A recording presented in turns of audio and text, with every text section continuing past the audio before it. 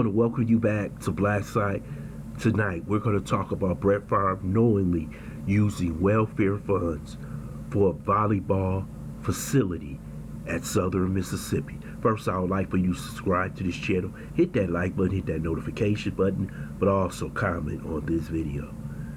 With all the information that has come out lately, it seems like Brett Favre may be on his way to federal prison.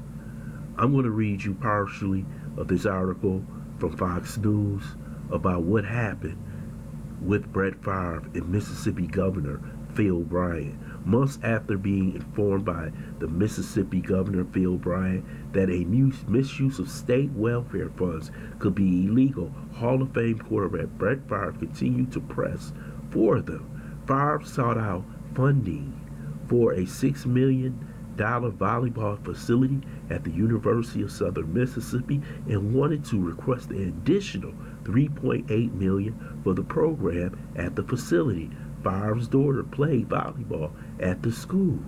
Bryant had texted Favre that the use of these funds, tightly controlled, and any improper use could result in a violation of federal law.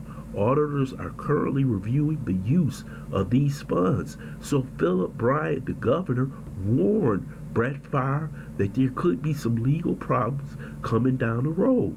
But Brett Favre didn't want to hear it. However, despite Bryant laying down the law, the former Green Bay Packer was not taking no for an answer while giving the former governor a slight guilt trip. We obviously need your help big time. And time is working against us, Favre wrote, and we feel that your name is perfect choice for a facility and we're not taking no for an answer. You are a Southern Miss alumni and folks need to know you are also a supporter of the university. Bryant responded, we are going to get there. This was a great meeting, but we have to follow the law. I am old for federal prison.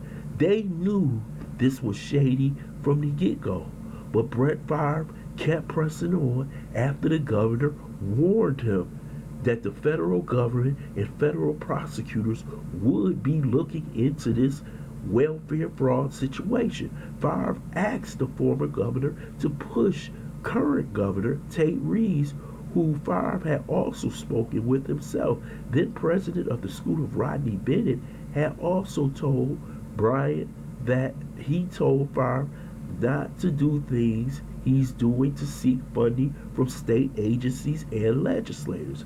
As you know, Mississippi higher education system has a process of how we request and get approval for projects, and what he does is doing outside these guidelines. Bennett wrote in a text, I will see from the umpteenth time if we can get him to stand down. The bottom line is he's personally guaranteed the project, and on his word and handshake, we proceed. It's time for him to pay up. It's really just that simple.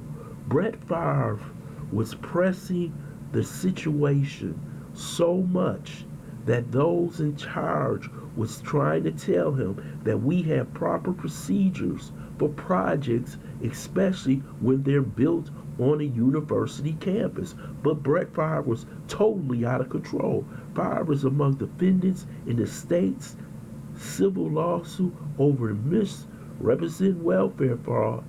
At least $77 million was received or stolen, and its largest case on public fraud in the state's history. 6 people were arrested in February of 2020, and the person who secured the funding for Favre's project pleaded guilty. So right now, they have someone who is already flipped, and he's going to tell the truth on Brett Favre. Brett Favre is in some serious trouble. Not only is this going on with Brett Favre, we just had the Milwaukee station put a pause on him talking about NFL football. Brett Favre, Governor Bryant, and all those involved in this situation to build a facility in which they should have did what most universities do. There was no use should have been no use for federal funds or welfare funds. They should have went out with his good name as a booster of Southern Miss, just like they do at Alabama, Tennessee, Florida, and other universities, and raise money to build the facility. But they took the easy way out. He wanted to use federal funds because he thought it would be quicker.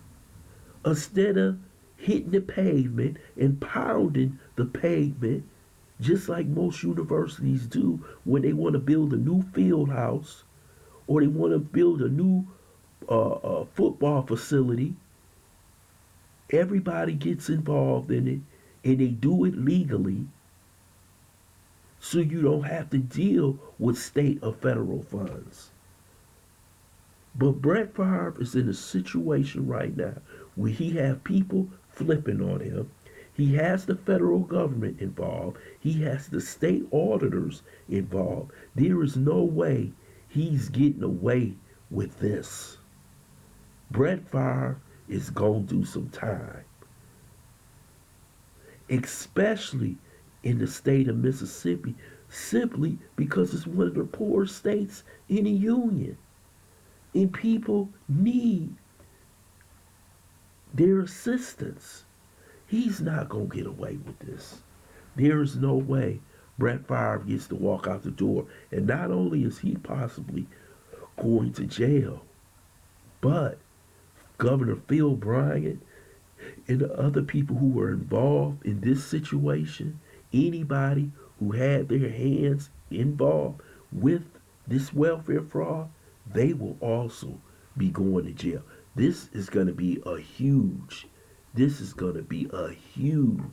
case for the federal government in the state of Mississippi.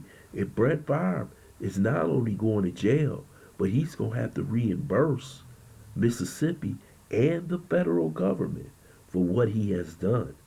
You talking about someone destroying his legacy over a $6 million volleyball facility for his daughter. Hell, they usually play volleyball in the damn gym, one of the basketball gyms. Was this worth your legacy? And it seems like the Brett Favre, it was. Now he's going to have to pay for the crime of welfare fraud. I want to thank you for listening to Black Side. I hope you subscribe to this channel. Smash that like button, but also share this video.